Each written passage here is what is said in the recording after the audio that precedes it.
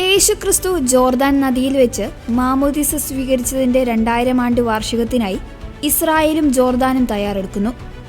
2030 നടക്കാനിരിക്കുന്ന ഈ ചരിത്രപ്രസിദ്ധമായ ആഘോഷങ്ങളുടെ ഭാഗമായി ലോകമെമ്പാടുമുള്ള ദശലക്ഷക്കണക്കിന് തീർത്ഥാടകരെ വിശുദ്ധ നാട്ടിലേക്ക് സ്വീകരിക്കുന്നതിനുള്ള മുന്നൊരുക്കങ്ങൾ ഇരു രാജ്യങ്ങളും ആരംഭിച്ചു. ആഘോഷങ്ങളുടെയും തീർത്ഥാടകരുടെ വരവിൻ്റെയും ഏകോപനത്തിനായി ഇസ്രായേൽ വിദേശകാര്യമന്ത്രി ഗിഡിയൻ സാർ പ്രത്യേക ദൗത്യസംഘത്തിന് രൂപം നൽകി. ഇസ്രായേലിന്റെ പ്രത്യേക ക്രിസ്ത്യൻ നയതന്ത്ര പ്രതിനിധിയായ അംബാസിഡർ ജോർജ് ഡീക്കായിരിക്കും ഈ ടാസ്ക് ഫോഴ്സിന് നേതൃത്വം നൽകുക.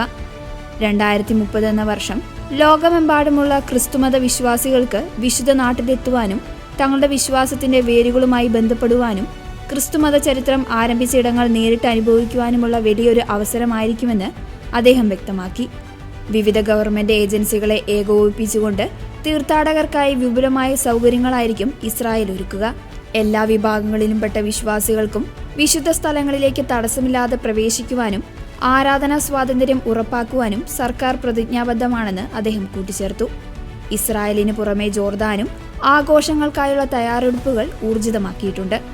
പ്രധാന ചടങ്ങുകൾ നടക്കുന്നത് ചരിത്രപ്രസിദ്ധമായ അൽ മഖ്ദാസ് എന്ന സ്ഥലത്താണ്.